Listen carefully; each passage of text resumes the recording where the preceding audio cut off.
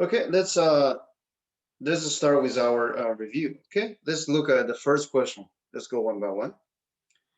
So moving along the bought out PBA between milk and cotton.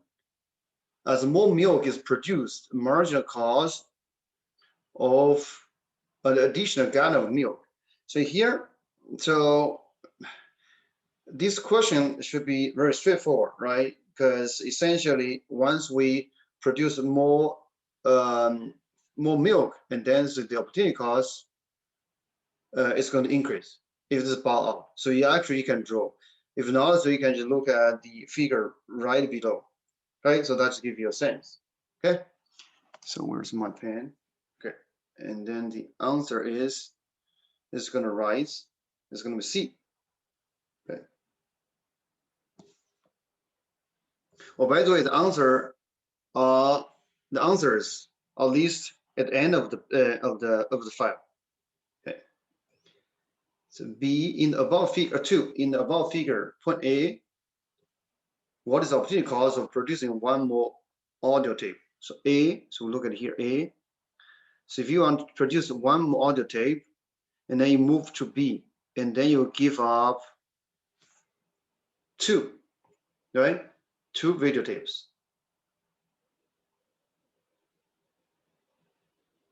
Wait, sorry. So the answer is, let me read again. So at A, what is the opportunity cost of producing in the figure above the A, what is the opportunity cost of producing one more audio tape? Okay, so we just move from here to here, and then from here to here, so we give up 2. So at the point A, what's the opportunity cost of producing one more audio tape? Yes, I believe is, oh, A, okay. So one more audio tape. Oh, okay, sorry. So at one more audio tape, so just go down. Oh, sorry, apologize. So at point A, so if you want to produce one more audio tape, you move to this direction. Okay, and then so you're going to lose 1 videotapes. Okay, so the answer is C.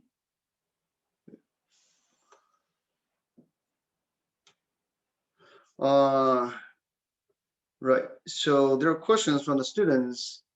How many questions are there? So we are going to have, I believe, 30 questions. Yes, it is timed. Usually you have plenty of time. So our student is going to take less than 30 minutes. And then, so marginal cost and marginal benefit. No, so that's a part we didn't really reviewed. So yeah, you can skip that. Okay, so now go to question 3. The above table shows production point on sweet cheese land. Which of the following statement is true? Okay, so the answer is D. Okay, let's just pick one significant number is not correct. Let's just look at A, say why A is not correct. Producing 20 and then 20 is attainable. So 20, 20. Let's just look at here. Right, so they can produce 27, 70, but now you ask them to produce 80. So meaning it's not attainable. Okay, it's not feasible. 4. The country that wants to decrease production of one goods in order to increase the production of another. Okay. The answer is C. It must be producing on its PPA. So actually, this is the idea of opportunity cost, right? So you gain one thing, you lose the other. 5. Sam's production positive frontier has good A on the horizontal and B on the vertical. If Sam's producing a point inside this frontier, then meaning he's not fully using his resource, right? So C is correct. Can increase production with no increase in resource. Okay, it's not doing things efficiently. 6. as we increase the production of computer, we find that we must give up larger amount of DVD player. Okay, so this is exactly the case of a bow out. This is a bow out PBF. Okay, increasing opportunity cost. Right. So in class, we learn why, in some cases, the opportunity cost may increase. Right. Essentially, we allocate the most efficient resource in producing the other things. Right.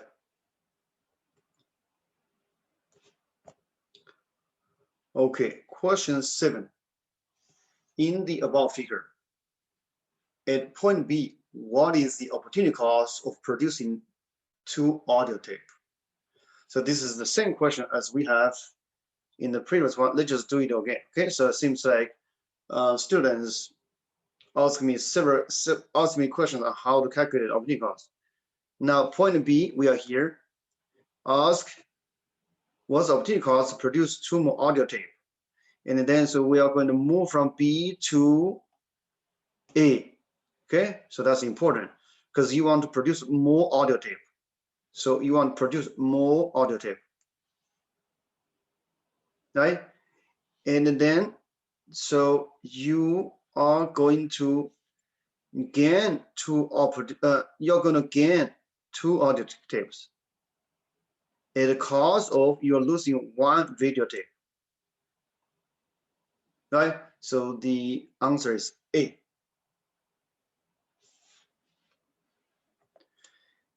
Question 8. A trade-off is the answer is going to be B.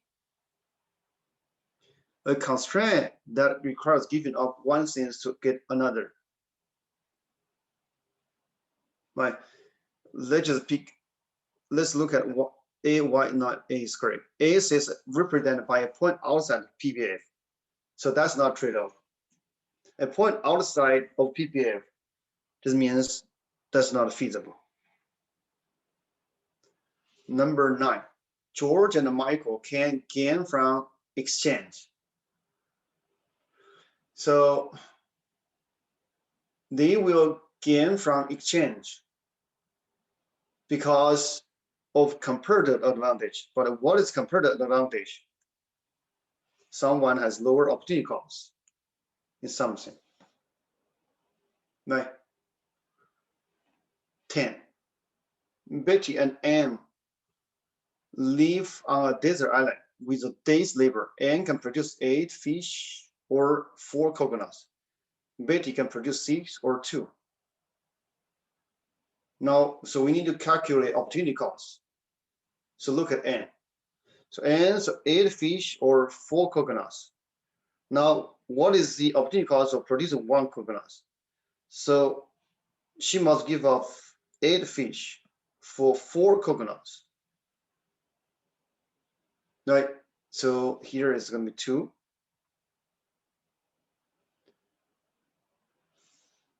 And then, so this question asks, what is her specialization? Now, the easiest way to do that is look at the other person's opportunity cost of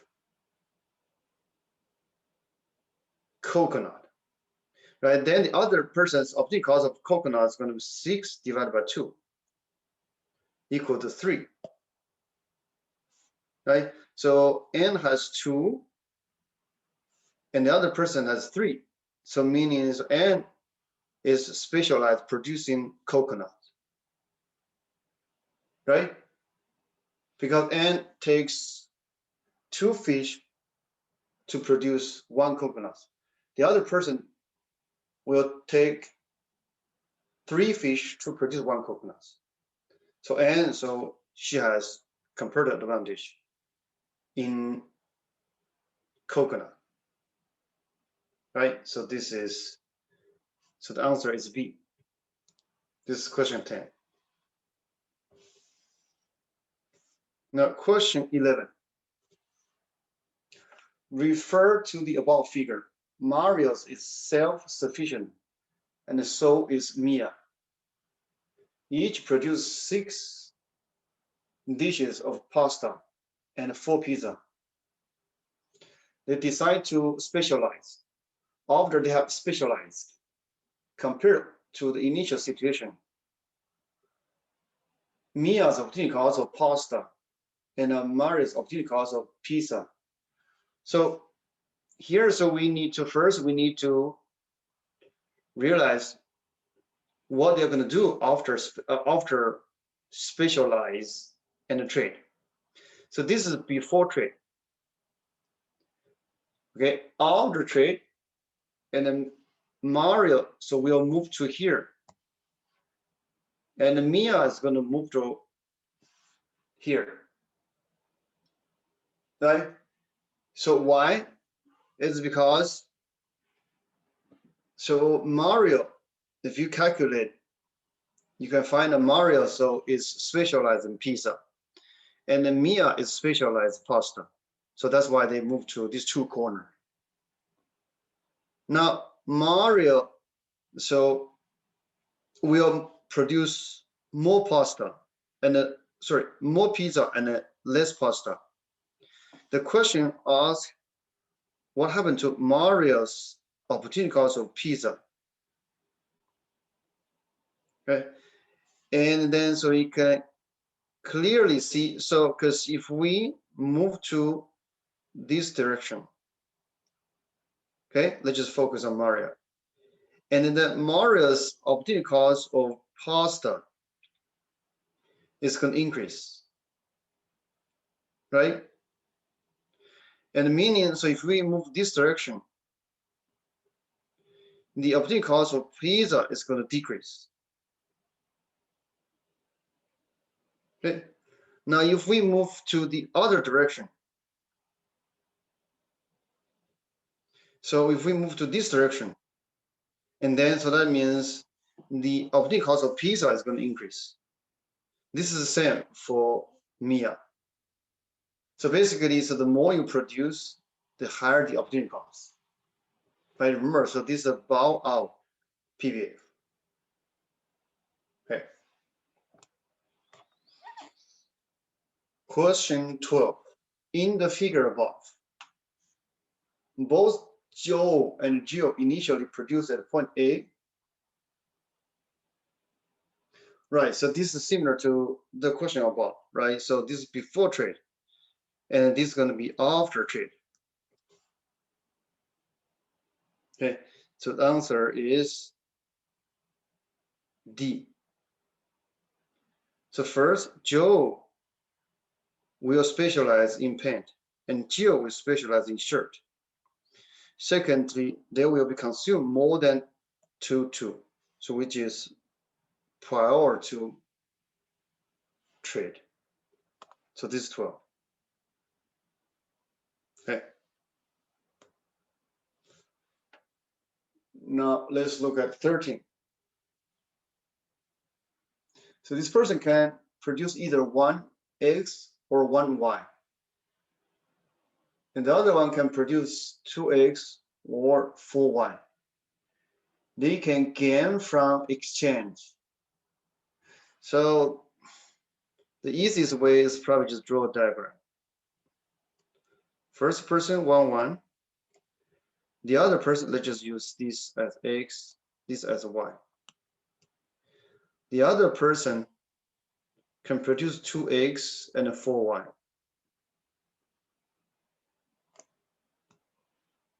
Right?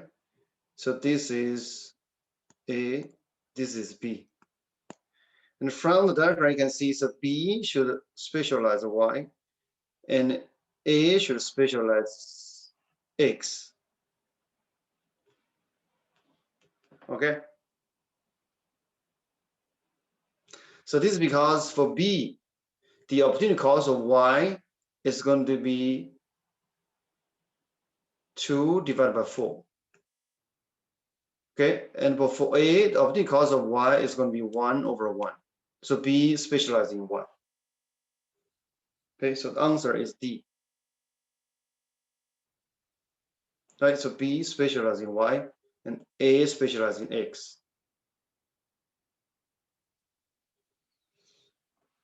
Now, 14, to obtain the gain available from comparative advantage. So they must do more than specialize. They must also, the answer is C, clearly, okay? Without trade, so they want to gain. 15, suppose that a typical German factory can produce 20 camera or one computer. An American can produce 10, one. Okay. Now, so if Germany produce one less computer and switch to camera, US produce one more computer and take resource out of camera, then the net change in camera production in both countries taken together is, let's just calculate one by one. So the question asks you what's the change in camera production. So start with Germany. Germany produced one less computer and move to camera. So that's going to look at here. That's going to add 20 camera. US produce one more computer and take out resources of camera. So that means the US is going to produce 10 less, right? So minus 10. Okay. So now add them together. So the answer is B.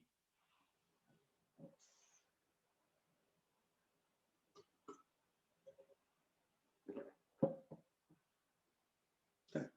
16.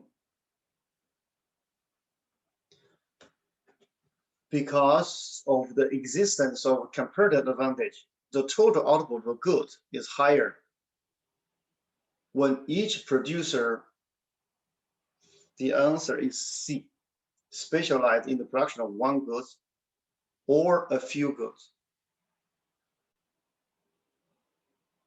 Okay, so the C. Question 17 is the same as, let's see, the same as 13. Okay, let's just skip these. 18.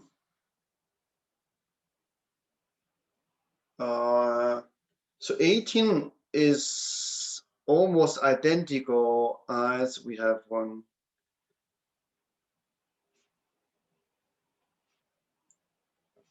We have seen this question before, no? Right, so 18 is almost identical as 10. The difference is the number, right? So hence, I'm going to skip 18. Okay, so essentially, you need to know how to calculate opportunity cost.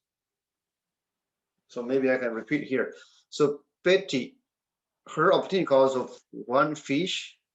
So in order to produce one fish,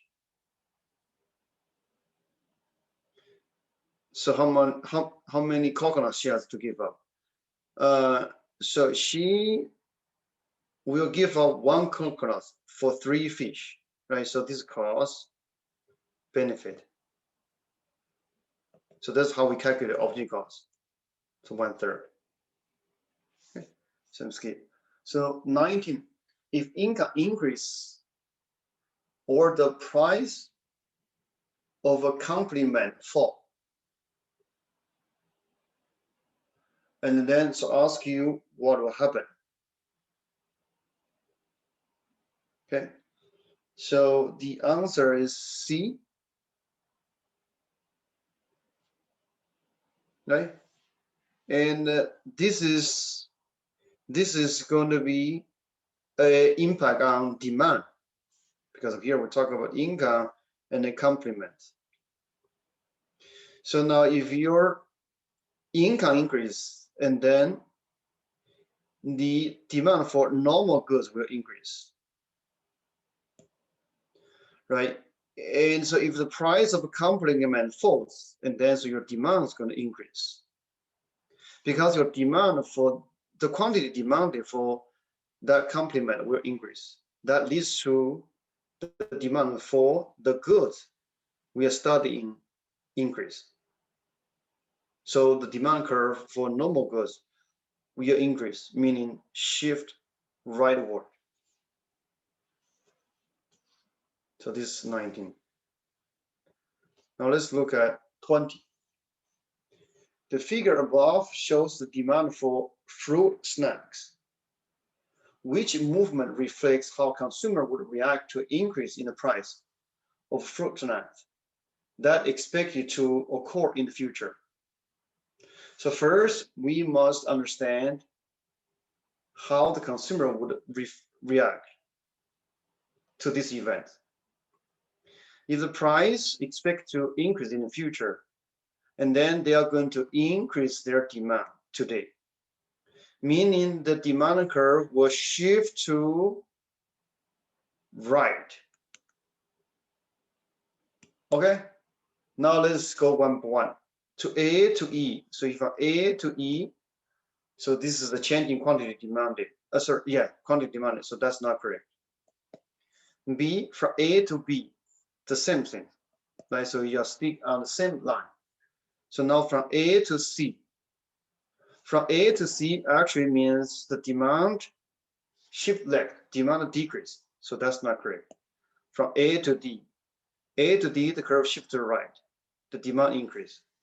So the answer indeed is D. Okay.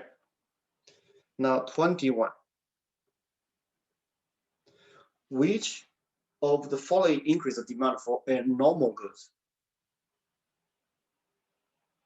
Okay. The answer is D. Some may say, oh, C is correct. Some may wondering, right? Actually, no. So if your income decrease, and then your demand will decrease. Okay. So 22. If shoes, okay, so like 21, what about B? Let's look at B. A decrease in the price if a substitute. Okay, so if the price of a substitute decrease, you're going to increase the quantity demand for that substitute. So that's going to lead to you're going to lower your demand for this normal goods. Okay, so B is not correct. So now we go to 22. If shoes rise in price, the demand curve doesn't shift, right? Because this is a price change. But then the quantity demanded will decrease. So answer is C. Okay, this is 22. Now 23. So 23 is, I believe, is identical. Okay, so slightly different. The above shows demand for fruit snack, which movement reflect an increase in demand. If the increase in demand, the curve shifts to right. A to E is not correct. We are on the same line. A to B is not correct. A to C, that's a decrease. And A to D, that's an increase. Okay, 23 is D. Now 24. Which of the following statement is correct? A, change in demand means move along the curve. That's not. That's actually a change in quantity demanded. Change in demand and change in quantity demanded means the same things. That's not possible. We spend quite a lot of effort to differentiate them. C, change in quantity demanded means a shift in the demand curve. That's right. Okay. D, a change in demand means a shift in demand curve, while change in the quantity demanded means move along the demand curve. Oh, apologize. C is not correct. Change in quantity, C says change in quantity demanded. Okay, so that's not a shift. So only D is correct. D actually correctly explain what does change in demand mean and what does change in quantity demand mean. So D is correct. This is 24. 25. A change in the price of a good won't shift the curve, but cause a movement along the curve. Right, so this immediately follow 24. So the answer is B. Okay. 26. Which of the following decrease the demand for an inferior goods? So inferior goods is going to respond to change your income, right? So if your income increase, you're going to demand less inferior goods. In class, I give you example of public transportation, but I might want to stress, so public transportation can be a normal goods. So certainly in Omaha, it is inferior goods because the city is so spread out. But in a densely populated city, or think about in Europe, okay, so public transportation is normal goods. Okay. 27, the law of demand refers to the fact that all other things remain the same. When the price of a good rise, the quantity demanded will go down, right? So if you remember that, so the answer is going to D. So the law of demand has nothing to do with the shape of the curve. Is the slope of the curve, or it's about the change in quantity demanded as a response to price. 28. Oh, by the way, so I prefer not to have a break today because we have to finish all the questions. Okay, so I may just answer extra question you may have toward the end of this discussion. So if consumer but not producer expects price of soda will rise in November. And here, so essentially this is going to be on the demand side. So if the consumer or demand side expect price will rise, and then they are going to demand more today to avoid pay higher price. Right? So the answer is C. On the other hand, if producer expect price to rise, and then they're going to supply less. To what? To profit from higher price in the future. 29.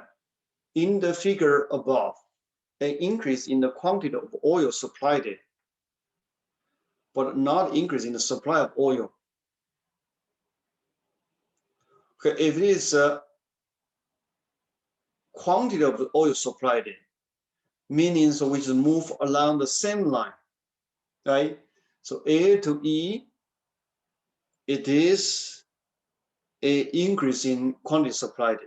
Okay, so the answer is A. 30. Which of the following shift the supply curve? Okay, so here is about supply. Okay, and then the answer is B, 30. Oh, sorry, here. So A and D. So this is going to cause a demand curve rightward shift. Okay. 31. Growers expect that the price of bushels of wheat will increase in 1 month. This belief results, see, that's it, right? So you may want to compare 31 we have a similar question, right? So you may want to compare 31 to 28. Let me just write here, 31 compared with 28. Okay.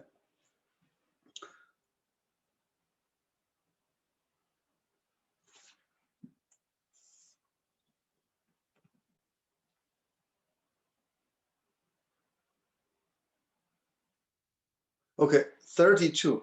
The quantity supplied of a good and service is the amount that the answer is B. The producer plans to sell during a given time period at a given price.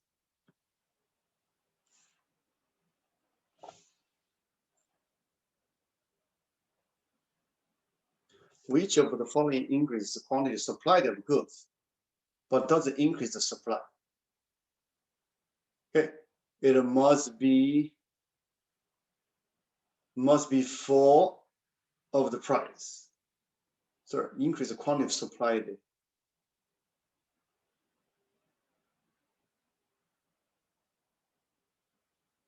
Hmm, 33 is going to be D, an increase in price, right?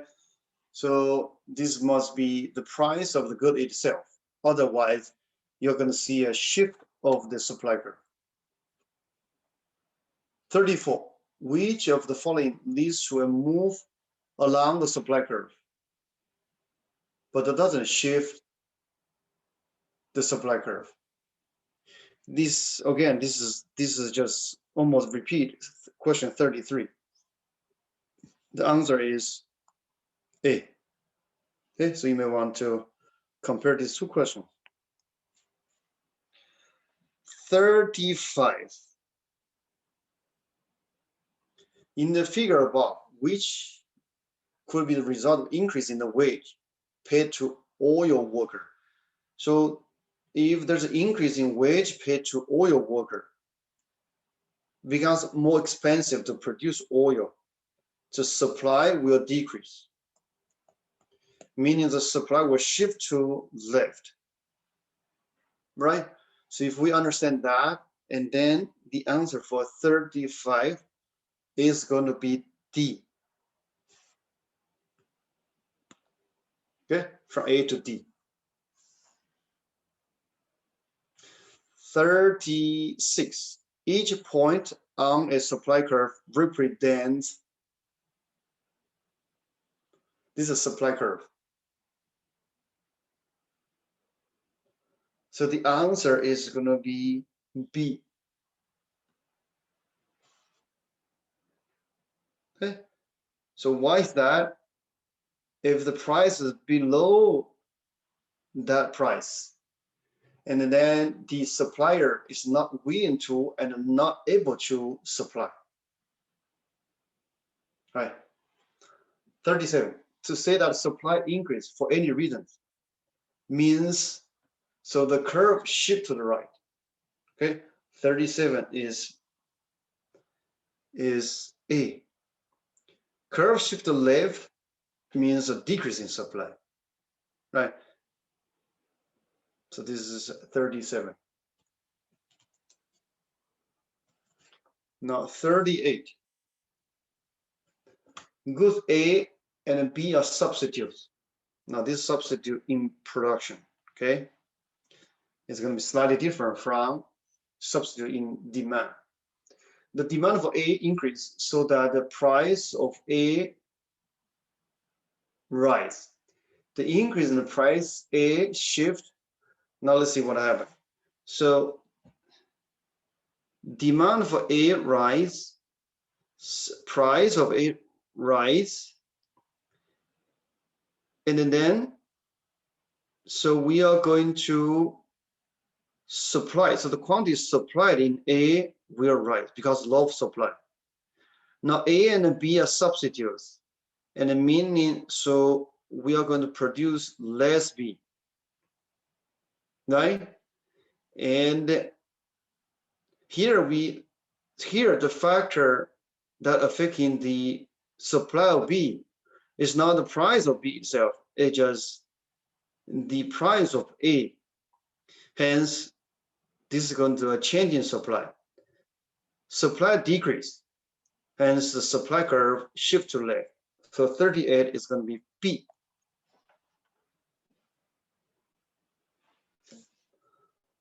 39. Equilibrium price is the price at which the quantity. The answer is A.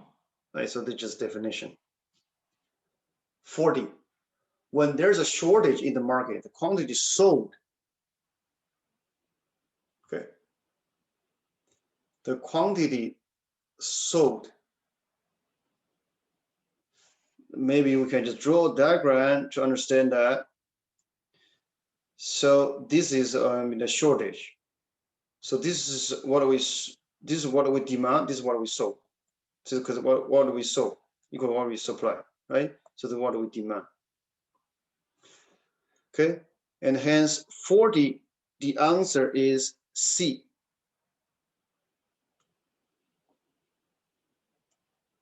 Right. So this quantity demanded.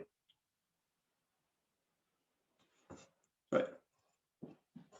But certainly, so if there's a shortage, the quantity sold is less than what is quantity demanded. Right. 41. Shortage cost. So now here is the shortage, right? And then it's going to cause the price to rise. So 41 is B. So you may want to ask yourself, what would happen if there's a surplus? Right? Or in other words, you can change these two questions into the opposite side and ask yourself, or to prepare for the exam. 42. Use the data in the above table. At the price of 80. Okay, now if price is equal to 80. So you can see supply exceed demand. Meaning there's a surplus, right? And the surplus equal to 80 minus 55, 25. 43. Which of the following is the best way to describe equilibrium in a market? At equilibrium, the answer should be B. Okay, so this is the equilibrium. 44. If the market for Twinkies is in equilibrium, oh, so 44 is a repeat of 43. Okay.